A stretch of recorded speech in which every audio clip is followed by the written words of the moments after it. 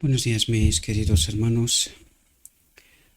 Le ruego a nuestro Dios que nos envíe su Espíritu, que nos capacite para poder entender su verdad, su realidad, su perspectiva. Hoy vamos a tratar un tema que es previo al momento del encuentro de Elías con Acab, ¿verdad? Y con Jezabel. Es una síntesis de alguna manera con ciertos detalles, ¿verdad? De las dos reflexiones anteriores.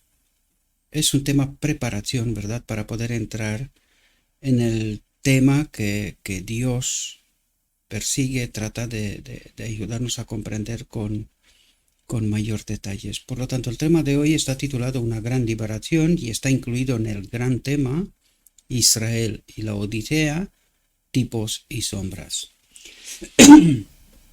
Como lo hemos dicho, no hay una línea de tiempo exacta, es más o menos aproximada, pero con el ojo del Espíritu, ¿verdad? A través del poder del Espíritu Santo, tenemos la capacidad de ver esas migas de pan que Dios ha dejado en el camino para que podamos detectar esos tipos, estas sombras entre Israel de antaño y la Odisea de hoy, ¿verdad? Y hoy vamos a ver algunos detalles que nos coloca, ¿verdad?, en el contexto correcto. Puedo comprender que es sorprendente para mucha gente. Hay una parte de vosotros que sí que se está ubicando bien. Me doy cuenta por vuestras reacciones, ¿verdad? Luego hay otra parte que no lo tiene tan claro, pero bueno, poco a poco ya iremos adentrándonos y veréis que en realidad todo lo que hemos dicho y lo que comentamos está ubicado en el contexto correcto, aunque pueda parecer sorprendente, ¿verdad? Por lo tanto, una gran liberación. Vamos a entrar en nuestro tema. Veamos qué es lo que nos trata de decir Dios. Y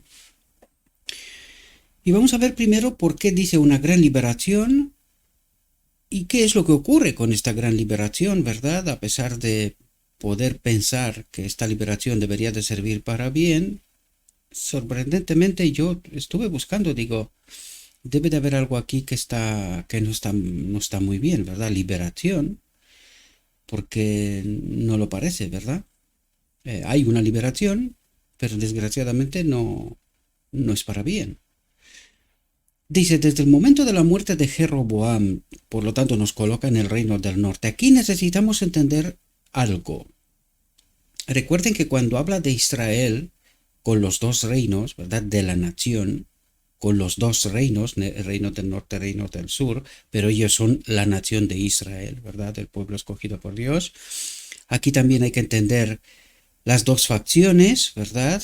Partimos desde previo 1888, 88 y ahora estamos después tratando de sintetizar lo que hemos visto y enseguida vais a ver que nos ubica bastante bien en el tiempo para poder entender de qué parte de la historia nos habla, tanto del Israel de antaño como de la Odisea de hoy, ¿verdad? Que ya es pasado, ¿verdad? Pero en la historia de la Odisea, ¿no?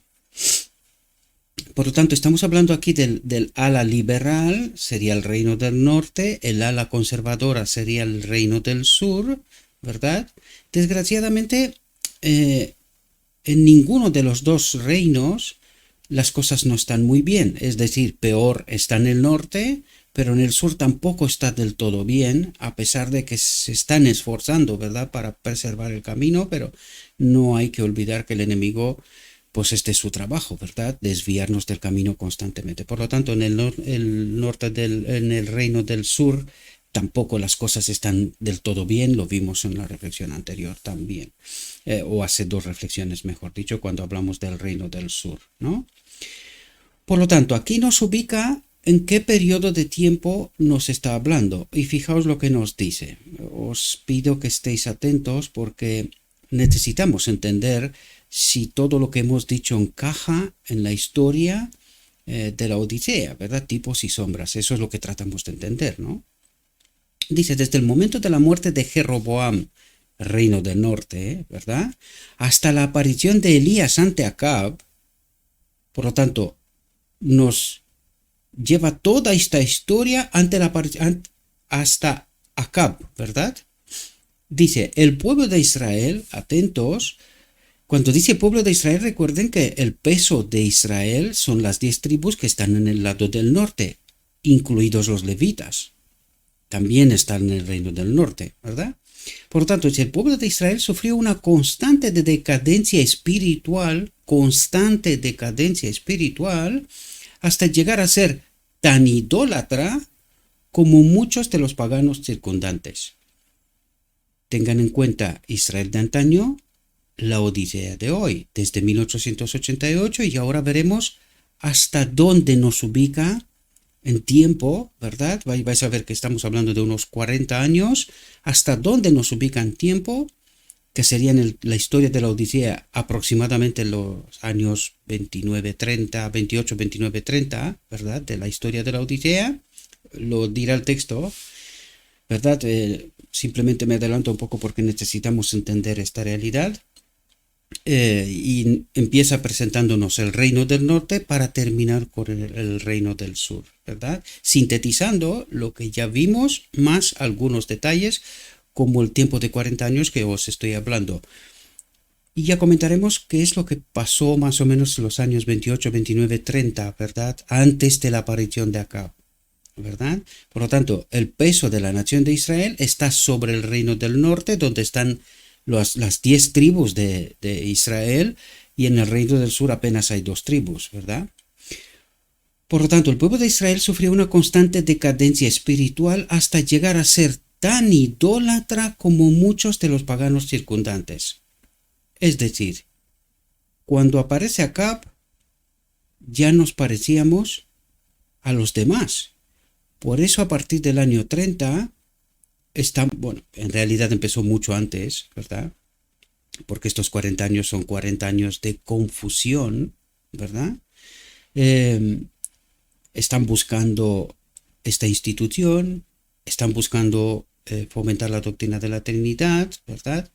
La historia nos revela, la historia de la Odisea. Nosotros hemos comentado todas esas cuestiones con antelación, ¿verdad? Hay reflexiones para aquellos que sois nuevos y que os encontráis con este material, pues en el canal hay mucho material, id para atrás y traten de averiguar todas esas realidades, las hemos comentado, las hemos estudiado, ¿verdad?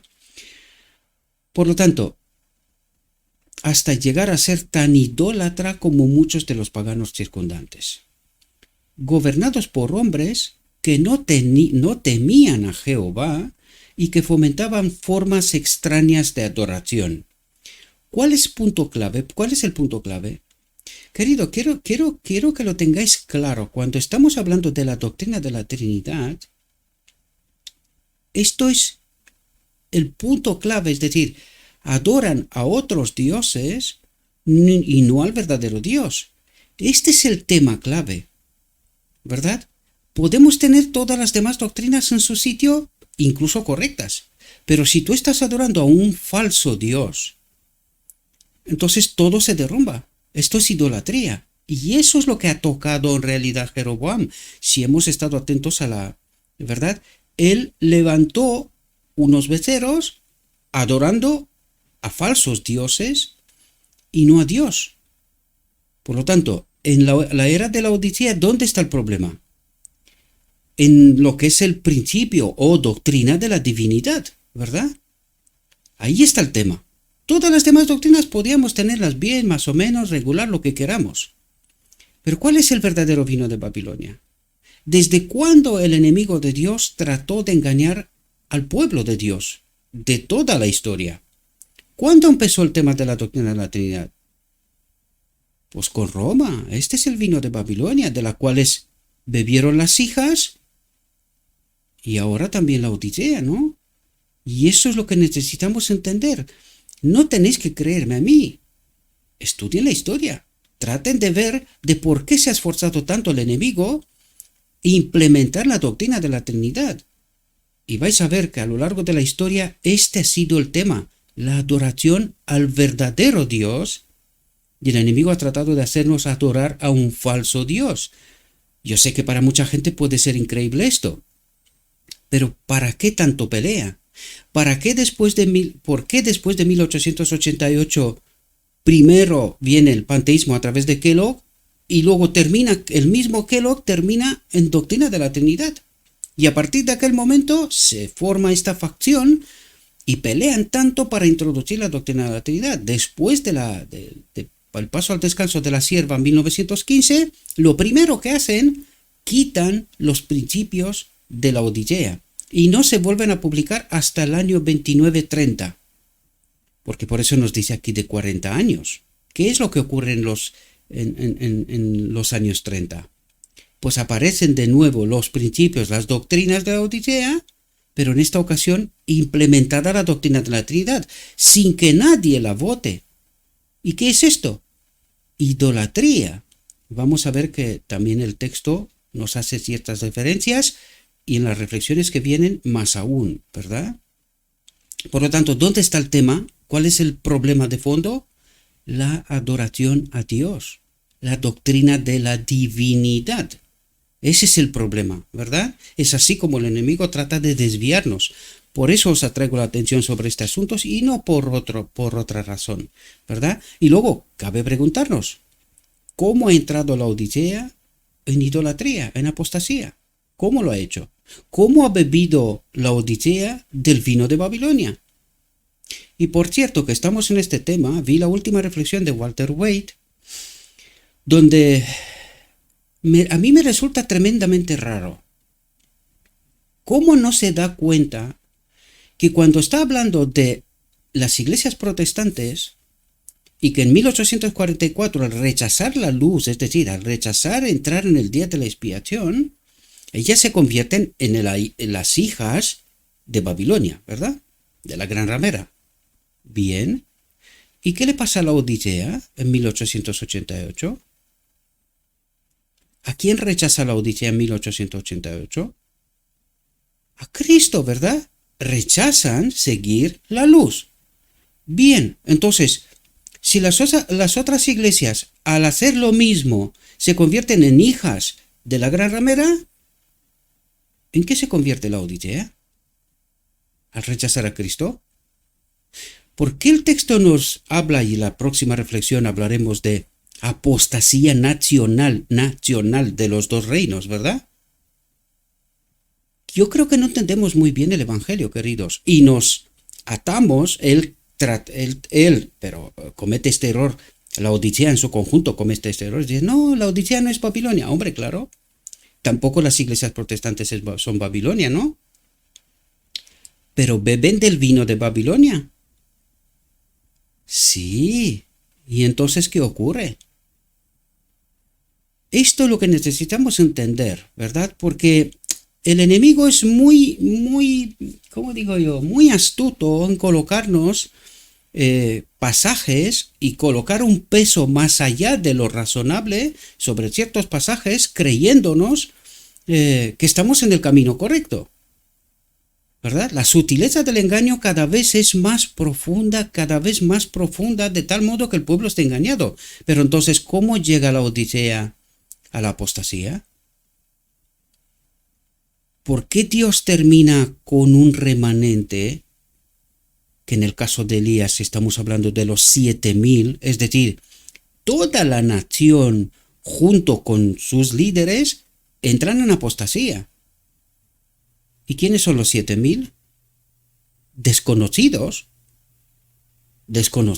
¿Quiénes son? Eso es lo que necesitamos entender, queridos. Lo vamos a ver a través de las reflexiones. Necesitamos centrarnos en lo escrito está y no en lo que nos parece, porque el enemigo es muy astuto para tratar de desviarnos, ¿verdad? Y no da gusto decir, porque que aquí no tratamos de culpar a nadie, porque todos nos hemos equivocado, todos, pero el remanente final necesita la verdad pura sin contaminar. Y necesitamos entender lo escrito está por encima de prejuicios y cualquier otra cosa, ¿verdad? Necesitamos entender bien la verdad, porque de otro modo seríamos engañados. Un poquito, como en Edén, pero es suficiente. Ese poquito es suficiente.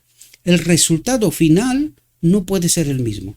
Por lo tanto, necesitamos la verdad y no otra cosa. Volvamos. Dice, gobernados por hombres que no temían a Jehová y que fomentaban formas extrañas de adoración, la mayor parte del pueblo perdió rápidamente de vista al Dios de Israel y adoptó muchas de las prácticas de la adoración de ídolos. ¿Qué ha hecho Israel? Adoptó muchas de las prácticas de la adoración de ídolos. ¿Qué vemos en la Odisea a partir del 30? Con la preparación de entrar en el ecumenismo, ¿verdad? Unirse a estas otras iglesias. ¿Qué ha hecho? ¿Qué es el Preguntas sobre Doctrinas, el famoso libro, ¿verdad? Preparado para que las demás iglesias nos reconozcan como una de ellas, ¿verdad? Una más.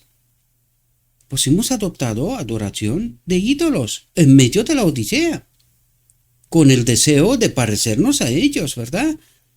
¿Hay un gran parecido en la historia o no lo hay? Y si no vemos la realidad, es por ignorancia, porque desconocemos la verdadera historia de la Odisea, no la que nos cuentan los maestros, que tal como vemos, la gran parte de ellos están contaminados, están en apostasía, ¿verdad? Y de hecho, ¿quién llevó a la Odisea donde está? Si no fueron ellos. Desde luego el pueblo no, ¿verdad? Y la voz de una persona, yo, o 10, o 20, o 100, o 1000 si queréis, no hace doctrina, no hace iglesia, ¿verdad? ¿Quién tiene el poder? Pues fijaos que coloca el peso de Israel sobre Roboam. ¿Quiénes son los Roboam? Los liberales. ¿Dónde ha estado el poder desde 1888 hasta la actualidad? En el ala liberal. Al ala liberal. Todos los presidentes han sido liberales, porque son mayoría. Es lógico, ¿verdad? Y si alguien ha intentado siquiera acercarse al ala conservadora, pues lo han echado rápidamente de por medio, ¿verdad? Lo han condicionado, lo han eliminado de por medio tranquilamente, ¿verdad? También la historia de Israel de antaño nos confirma esto, ¿verdad? ¿Qué ha pasado con los verdaderos levitas, ¿verdad? La mayor parte del pueblo perdió rápidamente, dice rápidamente, o sea, entre los años 80, 1930, 50, podríamos decir, ampliando un poco, perdió rápidamente de vista al Dios de Israel. ¿Por qué? Porque ya rechazamos a Cristo. Y sin Cristo solo podemos hacer una cosa: camino hacia Egipto. Y este es el resultado, esto es lo que la historia nos confirma, ¿verdad? Y adoptó muchas de las prácticas de la adoración de ídolos de los otros pueblos, de las otras iglesias viniendo a la Odisea, ¿verdad? Necesitamos entender bien la historia. Dice, Nadab, hijo de Jeroboam, ocupó el trono de Israel solo unos meses. Durante su reinado hizo lo malo ante los ojos de Jehová y anduvo en el camino de su padre y en su pecado con que hizo pecar a Israel. Adoración a otros ídolos, a otro Dios, ¿verdad? Otra vez más recalco, doctrina de la Trinidad, doctrina de la divinidad. Ahí está la gran batalla, ¿verdad? Su carrera de maldad fue detenida repentinamente por una conspiración encabezada por Baasa, uno de sus generales, para obtener el control del gobierno. Batalla encarnizada lo vemos en la historia de la Odisea también, entre las dos alas, pero incluso entre ellos mismos, ¿verdad? Uno de sus generales para obtener el control del gobierno. Nadab fue muerto con toda la casa de Jeroboam, según la palabra del Señor que habló por medio de su siervo Ahías el Silonita. A causa de los pecados de Jeroboam que pecó y que hizo pecar a Israel, por su provocación con que provocó a la ira al Señor Dios de Israel. Dice, así pereció la casa de Jeroboam. Las formas idolátricas de adoración introducidas habían traído sobre los culpables un rápido castigo. Y sin embargo, los gobernantes que siguieron, Baasa, Ela, Simri y Omri, durante un periodo de casi 40 años. ¿Dónde nos ubica esto? Desde la división del reino, 40 años. ¿Dónde nos ubica en la Odisea? En torno a los 1930, ¿verdad? Es cuando empieza, casi diríamos de una manera oficial, en los principios de la Iglesia se adopta la doctrina de la Trinidad, sin ser votada, porque votada fue 50 años después, es decir, 1980, ¿verdad? Pues díganme si no hay un parecido en la historia de lo que está ocurriendo. Y dígame si lo que hemos dicho hasta aquí no es la realidad bíblica. Está en la historia de Israel, ¿verdad? Y que se le parece a la Odisea tanto, ¿verdad? Dice, durante un periodo de casi 40 años, rehusaron arrepentirse. ¿Ocurre en la historia de Israel, de la Odisea? Pues sí, por eso la Odisea está como está, porque jamás se arrepintió, ¿verdad? Dice, sino que hicieron lo malo ante los ojos de Jehová y anduvieron en el camino de Jeroboam y en su pecado con que hizo pecar a Israel, adorar a otro Dios, o a otros dioses si queremos, ¿verdad? Cuando hay un solo Dios verdadero. Eso es lo que nos cuenta el Evangelio, ¿verdad? Dice, durante la mayor parte de este largo tiempo de apostasía en Israel, en la nación, tanto en el norte como en el sur, ¿verdad? Aunque en el sur las cosas han ido por un periodo corto de tiempo, ya lo vimos en la reflexión anterior, ¿verdad? Han ido las cosas un poquito mejor, pero no terminan bien, ¿verdad?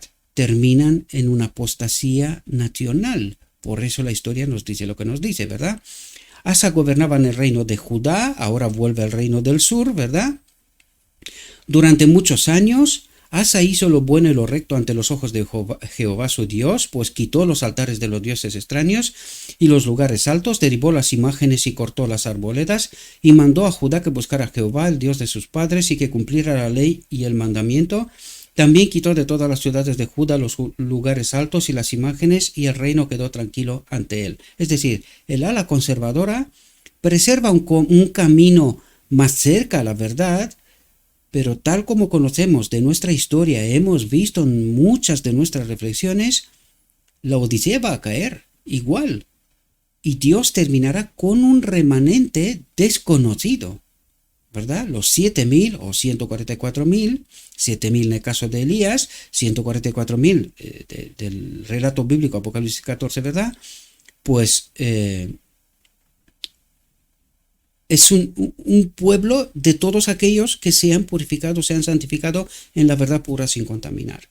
Porque vemos que en el reino del sur tampoco las cosas están bien, se hacen algunas cosas mal, nos va a explicar la reflexión. Por lo tanto, cuando no confías plenamente en Dios, pues tenemos un problema, ¿verdad? Y lo veremos a través de la reflexión, ¿verdad?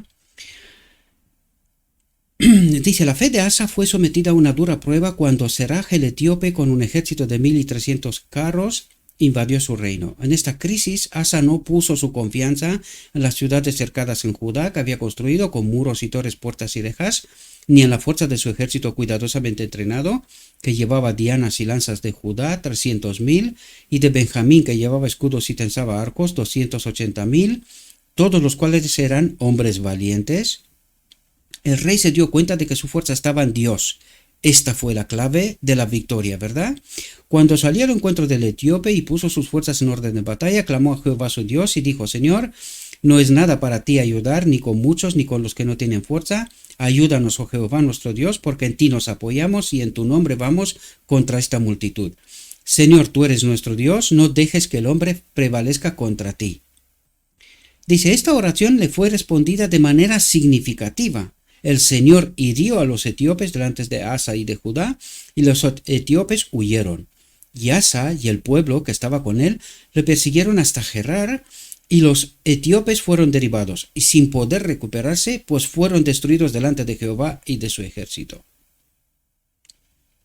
Cuando los ejércitos victoriosos de Judá y Benjamín regresaban a Jerusalén, El Espíritu de Dios vino sobre Azarías, hijo de Oded, y salió al encuentro de Asa y le dijo: Oídme, Asa, y todo Judá y Benjamín. El Señor está con vosotros mientras estéis con él, y si lo buscáis será hallado por vosotros, pero si lo abandonáis, él os abandonará. Esforzaos, pues, y que no se debiliten vuestras manos, porque vuestra obra será recompensada. Es decir, Dios acompaña en el reino del sur al Asa, ¿verdad? Liderando el pueblo. Pero como vimos en las reflexiones anteriores, pues esto es apenas por un corto tiempo. Ellos también terminan en apostasía y esta reflexión también nos lo dirá, porque en realidad es una síntesis de las dos reflexiones anteriores, ¿verdad? Dice: al oír esas palabras, Asa se armó de valor y pronto dirigió una segunda reforma en Judá. Él quitó los ídolos abominables de toda la tierra de Judá y de Benjamín y de las ciudades que había tomado del monte Efraín, y renovó el altar de Jehová que estaba delante del pórtico de Jehová. Y reunió a todo Judá y Benjamín y a los extranjeros con ellos de Efraín y Manasés y de Simeón, porque se le acercaron de Israel en abundancia cuando vieron que Jehová su Dios estaba con él. Y se reunieron en Jerusalén el mes tercero, en el año 15 del reinado de Asa, y ofrecieron a Jehová en aquel tiempo del botín que había traído 700 bueyes y 7,000 ovejas. Y concertaron el pacto de buscar a Jehová, el Dios de sus padres, con todo su corazón y con toda su alma, que el que no buscara a Jehová, el Dios de Israel, muriera, sea pequeño o grande, sea hombre o mujer. Y juraron a Jehová a gran voz, con gritos, trompetas y cornetas, y todo Judá se alegró del juramento, porque lo habían jurado de todo corazón, y lo buscaban con todo su deseo, y fue hallado por ellos, y Jehová les dio descanso alrededor. Esto podemos vernos en la historia de la Odisea, ¿verdad? El ala conservadora durante mucho tiempo se ha preservado una cierta fe, ¿cómo diría yo? Limpia, ¿verdad? Limpia, pero que llevamos unos años, podríamos decir, llevamos unos 40, 50, bueno, desde los años 50 en adelante, ¿verdad? Un desvío tan tremendo del Evangelio que hoy en día no hay quien reconozca la Odisea, ¿verdad? Y lo comento, yo comento con mis hermanos en la iglesia, con algunos de ellos, ¿verdad? No hay quien reconozca esta iglesia, ¿verdad? Se ha desviado tanto que es irreconocible. Por eso es comprensible el mensaje de Apocalipsis 18:4, salid de ella, pueblo mío, ¿verdad? Es comprensible porque, claro, ¿qué es lo que está ocurriendo?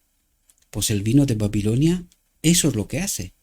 Contamina mortal, ¿verdad? Dice: el largo historial de servicio fiel de Asa se vio empañado por algunos errores cometidos en ocasiones. Y aquí quiero destacar lo que el texto destaca. ¿Cuál es el error mayor? En las que no puso su confianza plenamente en Dios. Ahora, necesitamos entender una realidad.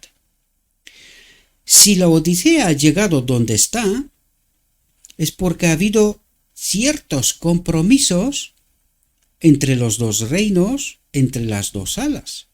No se puede llegar a donde estamos sin que el ala conservadora, de algún modo, claudique. No se puede llegar. Y se puede ver claramente en la historia. Ha ocurrido.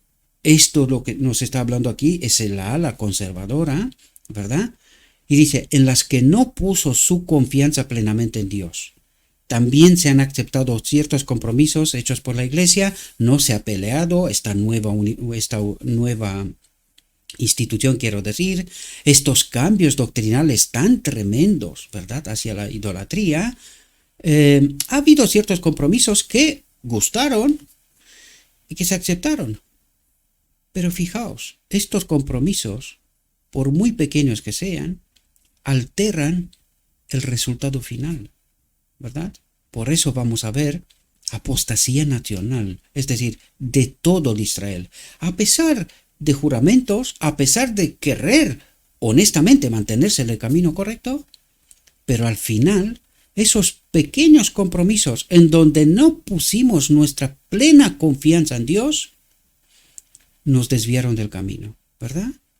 Dice, cuando el rey de Israel entró en el reino de Judá y se apoderó de Ramá, una ciudad fortificada a solo 8 kilómetros de Jerusalén, atentos, dice, Asa buscó la liberación formando una alianza con Ben-Hadad, rey de Siria.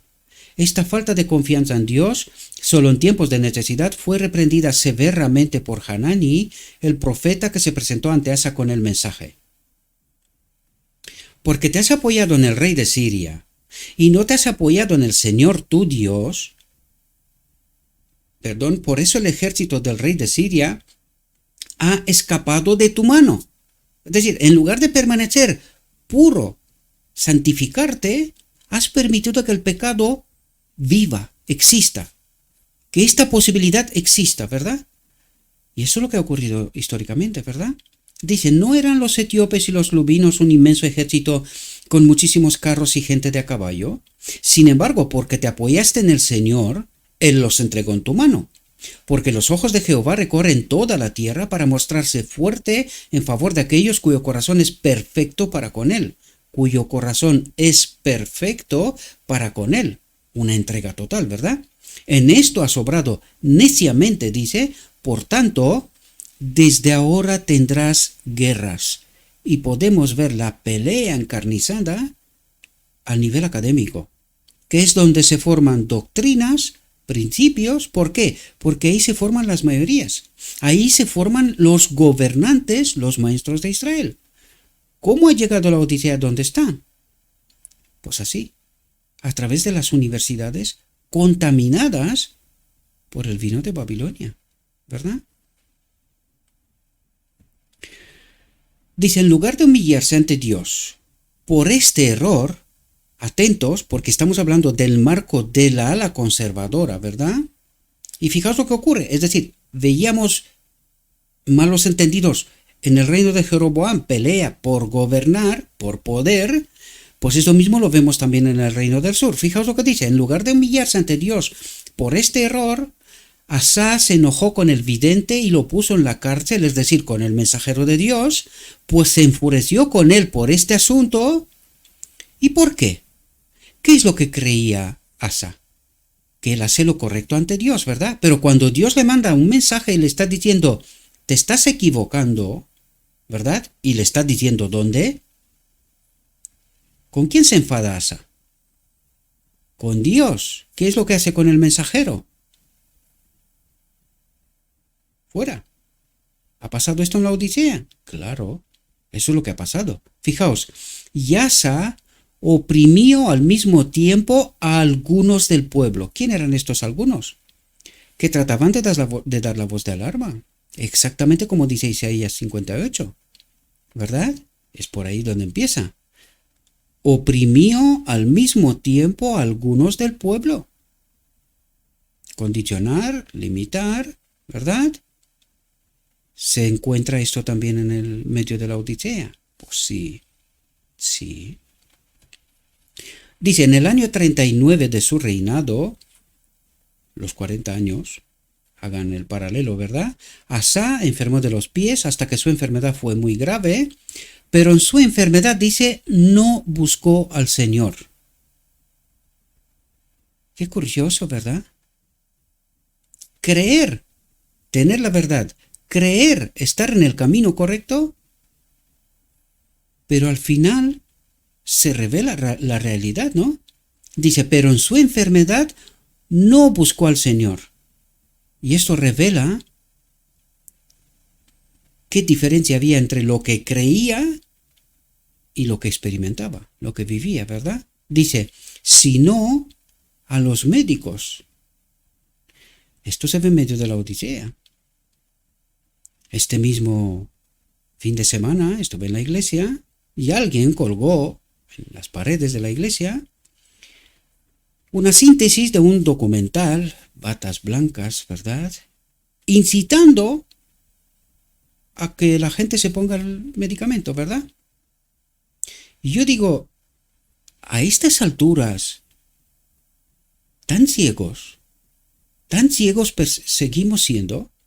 No vemos las ratas de mortalidad, incluso en los niños, a los que se le han puesto la medicina, ¿verdad? Y los mayores tampoco. No vemos el conflicto que hay en el mundo. Ya no estamos hablando en el marco de la iglesia.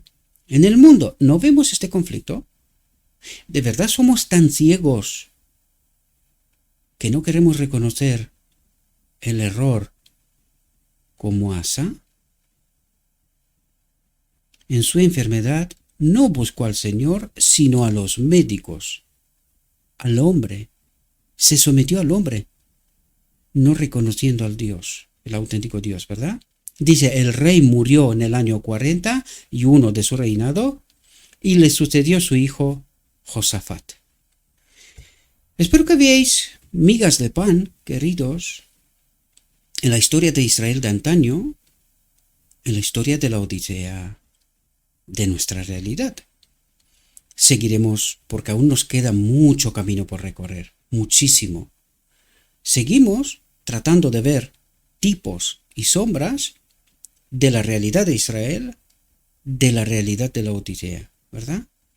Y vamos a ver si lo que hemos dicho en todas las reflexiones hasta aquí, el Evangelio confirma estas realidades, ¿verdad? Y espero que con esto, la gran mayoría de vosotros, mis queridos hermanos, empezáis al menos a tener esa duda razonable. Es lo único que os pido, la duda razonable, como para que cuestionen todo, se pongan a estudiar y que tengan mi propia experiencia.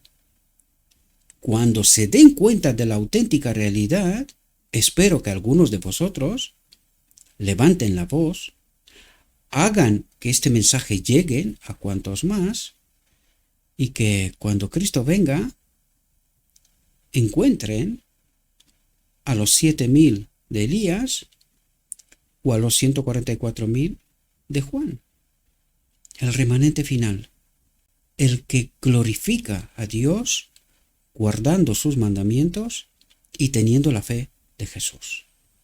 Os deseo, mis queridos hermanos, que tengáis un próspero día. Le ruego a nuestro Dios que nos envíe su Espíritu, que nos capacite, que podamos entender la verdad, porque es lo que nos interesa, la verdad. No me interesa lo que digan 1.000 millones de maestros de Israel. No me interesa, escucho a todo el mundo, pero lo que sí que me interesa, y es sobre todas las cosas, la verdad pura sin contaminar. Esta es la que salva. Todo lo demás, conocimiento, historia, muchas cosas, pero no salvan. Solo Cristo, nuestra justicia, el Evangelio, puro sin contaminar, salva. Y ese es mi deseo para cada uno de vosotros, mis queridos hermanos. Os deseo que tengáis un próspero día y en todo lo que os he dicho, os lo he dicho en nombre de Cristo Jesús. Amén.